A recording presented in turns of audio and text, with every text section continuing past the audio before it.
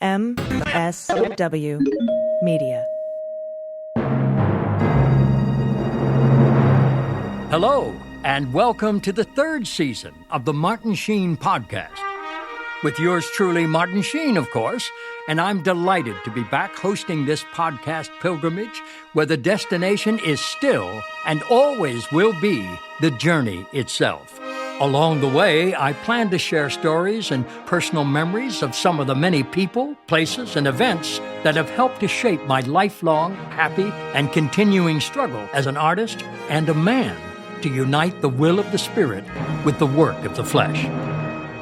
I also hope to explore poetry as a powerful form of expression and communication by proxy, as it were, and how poetry is such a vital and necessary component of our spirituality and our public discourse. And from time to time, I'll invite friends, fellow actors, poets, scholars, and family members to join our pilgrimage and discuss what inspires their artistic journey. And so, friends, let us continue.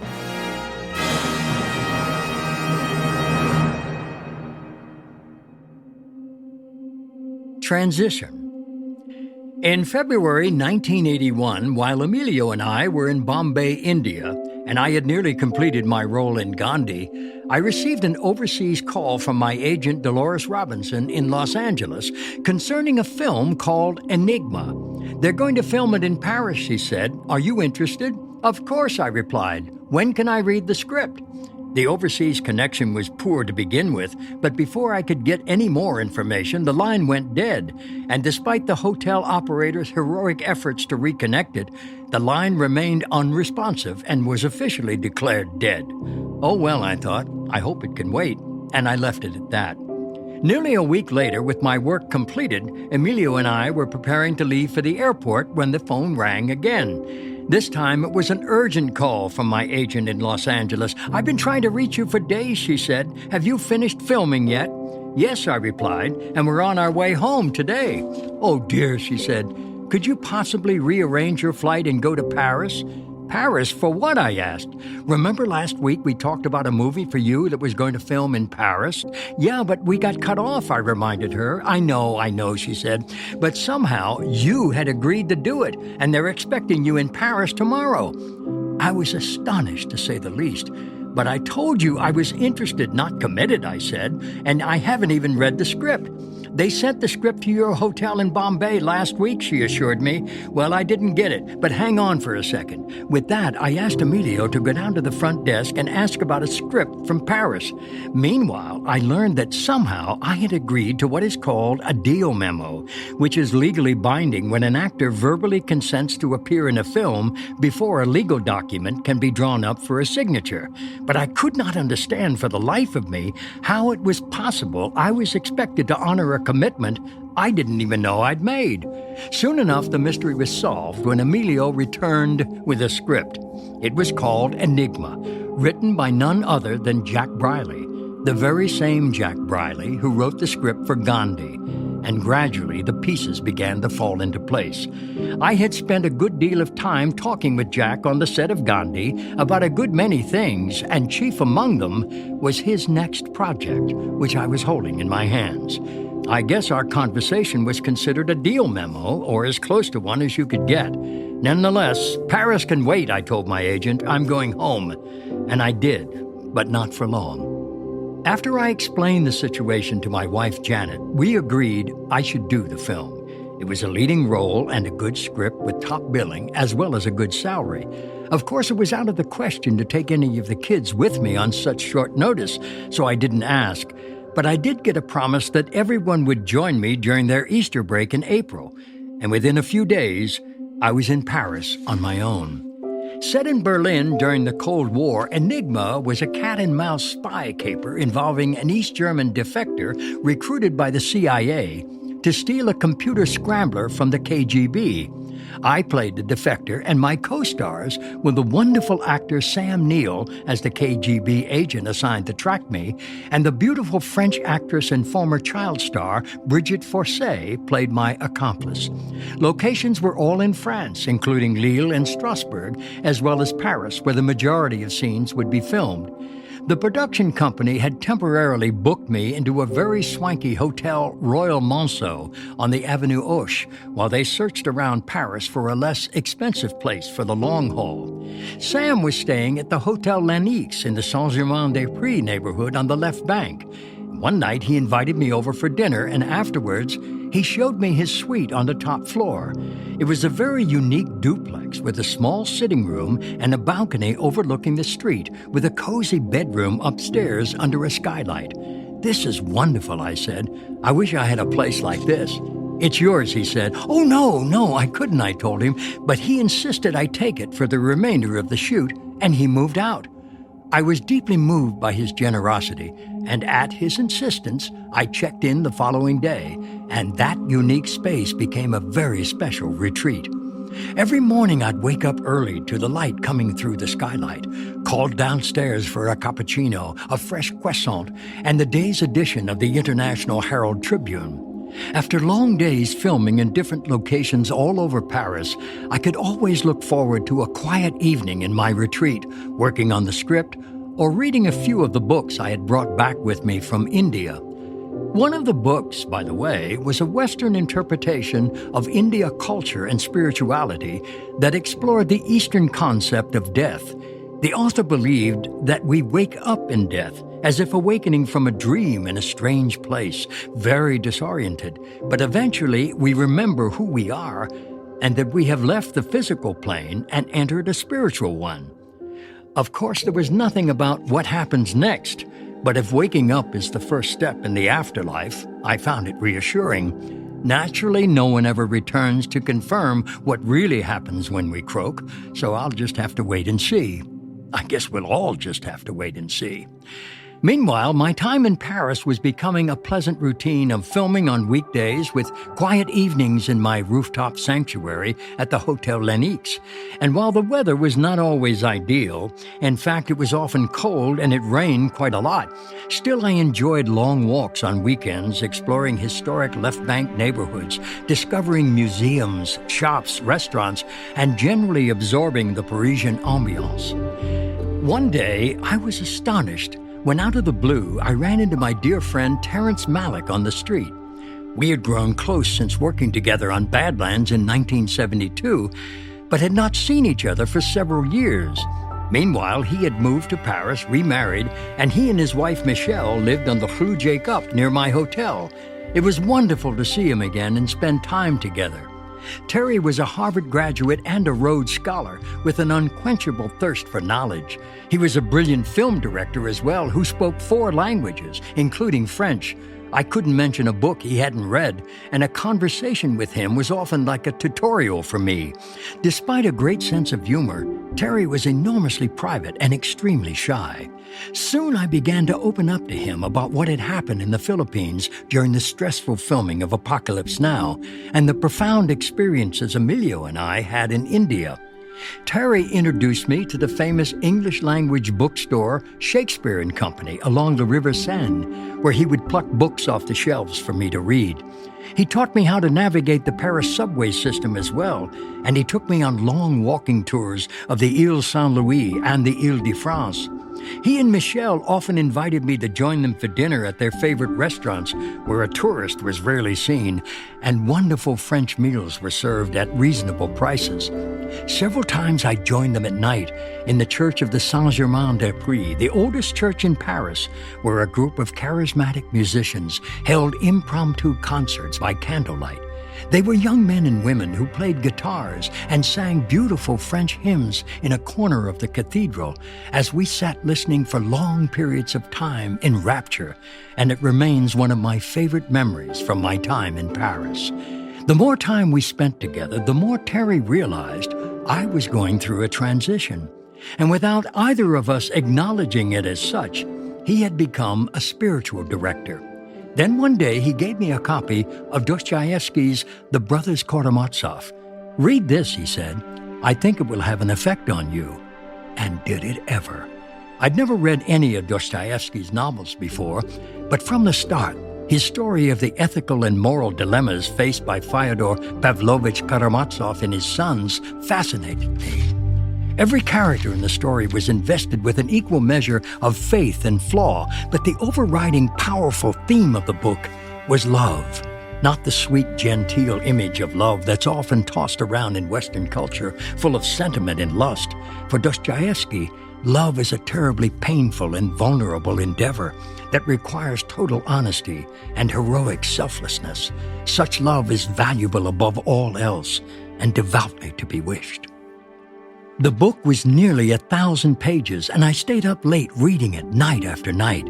I carried it with me to film locations and read whenever I had a break. Often I would reread a paragraph or sometimes even a whole chapter, as I did with the Grand Inquisitor chapter, which I reread several times. Clearly, I was studying the book, and it was having a tremendous effect on me. I finished the book just before the Enigma production company moved locations to Strasbourg for 10 days, and spring arrived with my family from the States on Easter break. It was a wonderful, though all too brief reunion, and I returned to Paris in my cherished retreat at the Hotel Lennox for the final weeks of filming. The entire Enigma experience, the work, the cast and crew, and even Paris itself was extremely satisfying. But my focus was rapidly shifting, thanks in large measure to Terrence Malick and the brothers Karamazov. How often the road we choose to avoid the truth is the one that leads us to it. On March 5, 1977, something urgent had awakened deep within while I was working in the Philippines on Apocalypse Now, but it lay dormant since. 4 years later, that urgent something reawakened in Paris and could no longer be ignored. Friday, May 1st, was a national holiday in France, similar to Labor Day in the U.S. I woke up early beneath the skylight on that beautiful day, and somehow I knew this is it. Today is the day. St. Joseph's Catholic Church near the Arc de Triomphe on the Avenue Hoche is a parish run by the Passionate Order of Priests from Ireland serving English-speaking Catholics in Paris. In fact, it is the only English-speaking Catholic church in all of France. The first week I was in Paris, before I moved to the Hotel Lennox, I stopped there occasionally for Mass or to light a candle, touching the edges of Catholicism, but not quite ready to step back in. Friday, May 1st. I walked the 3 miles from the Lennox to St. Joseph's as a form of pilgrimage and arrived around noon. With solemn purpose, I pulled on the doors, but they were locked. Then I knocked and waited. No answer. Then I banged on them with urgency. Still no answer. Then I banged again much harder and waited. Still there was no answer. Well, I thought, maybe today is not the day after all, since it was a holiday. So I turned around and walked back down the steps, but just as I hit the sidewalk, I heard the door swing open behind me. I turned around and looked up, and there he was, the Irish priest I'd seen on my occasional visits there. He was holding a napkin in one hand and still chewing. Obviously, I had interrupted his lunch. "Yes, what is it? What's going on?" he asked. He must have thought there was a riot outside from the way I'd been banging on the door. "Well, Father," I said, "I'm sorry to bother you, but I haven't been to confession in years, and I'd like to return to the church."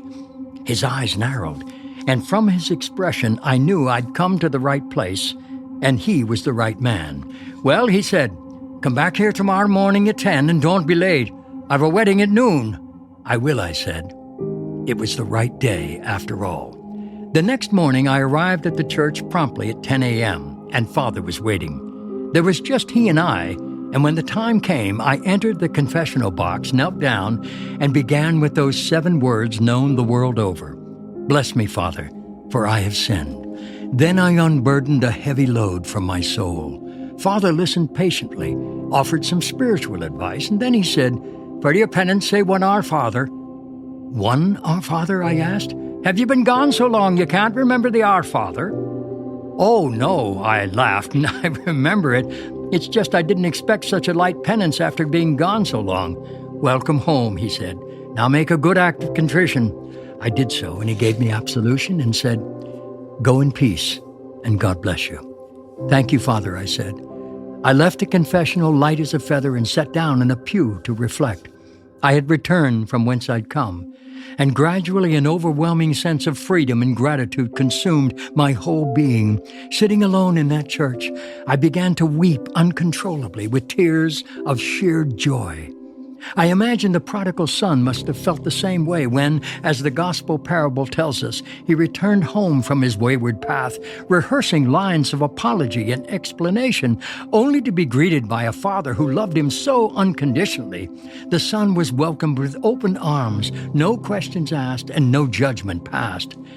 I don't know how long I sat sobbing in that pew, but eventually I needed to blow my nose. I felt around in my pockets for something, anything, but came up empty. Then I saw a crumpled Kleenex on the floor nearby, which seemed to suggest that all my needs would be met if I stayed the course I'd just begun. During my absence from the church, Vatican II was begun under Pope John XXIII in 1962, and some extraordinary fundamental changes occurred. Church dogma and canon law remained intact, but gone was the Latin Mass, and many of the fear-based traditions of hellfire and damnation. Gone, too, were the many ancient barriers that separated Catholicism from other faiths and traditions. I was now in a revitalized and more modern church that embraced the world with understanding, compassion, service, and above all, love. And that became the conduit through which I directed my spiritual journey and found at last a way to unite the will of the Spirit with the work of the flesh. The last 45 years have been the most difficult by far, and equally the happiest. Stay tuned. We'll be right back.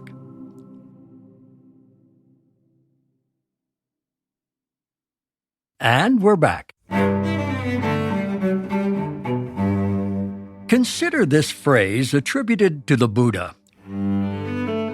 If you want to fly, give up everything that weighs you down. The following is a selection from the book Blessed Among Us by Robert Ellsberg. The book is filled with daily reflections that explore the lives of saints as well as ordinary men and women with extraordinary stories of courage and spiritual awakening. Fyodor Dostoevsky. Fyodor Dostoevsky, the great Russian novelist, studied engineering before deciding to pursue a literary career.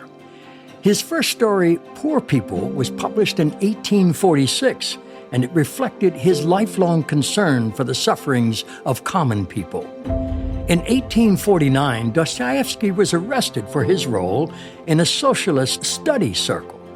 Sentenced to death, he was actually reprieved within minutes of his scheduled execution.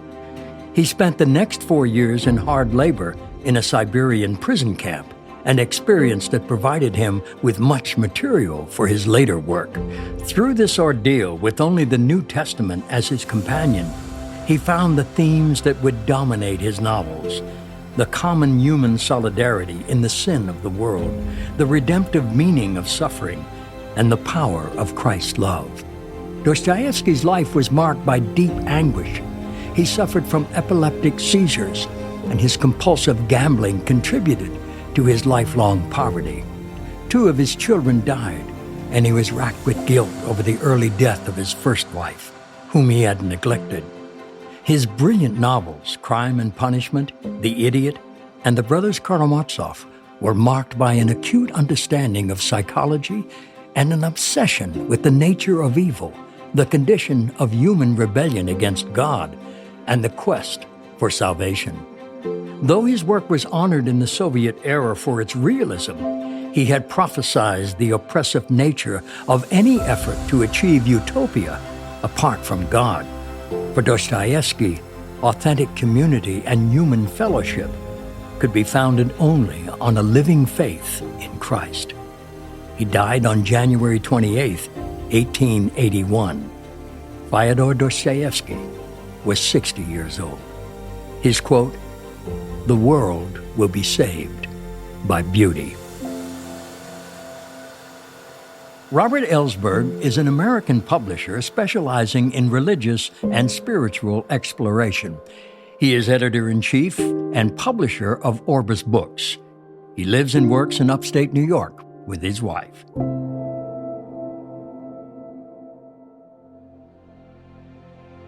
I invite you to delve further into the works of the poets I shared with you, and I hope you seek out writers and poets whose work speaks to your hearts and minds with the power to inspire your life. If you've enjoyed what you've heard here, please subscribe to my podcast, The Martin Sheen Podcast, with your host, yours truly, Martin Sheen, of course, wherever you find your podcasts. Yeah, I still have to say that. You can find a complete list of the poets and titles of their poems that I've chosen at our website, themartinsheenpodcast.com. I want to thank the people who make this podcast possible, our producer and research assistant, Renee Esteves, whose explanation of the internet really gets me thinking. What's for lunch? And our sound engineer and editor, Bruce Greenspan, the man behind these rich and seamless recordings with the much-deserved nickname, the Sound Surgeon. And I especially want to thank you, our listeners, for joining me. And so, friends, we part with the prayer from Tagore. We are called to lift up this nation and all its people to that place where the heart is without fear, and the head is held high, where knowledge is free, where the world has not been broken up into fragments by narrow domestic walls, where words come out from the depths of truth and tireless striving stretches its arms towards perfection, where the clear stream of reason has not lost its way into the dreary desert sands of dead habit, where the mind is led forward by thee into ever-widening thought and action into that heaven of freedom, dear Father. Let our country awake. Amen.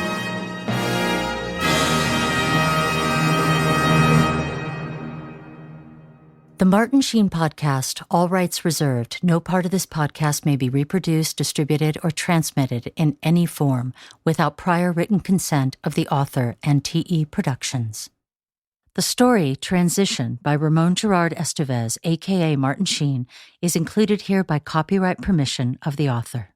Blessed Among Us, Dostoevsky by Robert Ellsberg, is included in this podcast with granted copyright permission of the author, who we thank for this opportunity to share his work.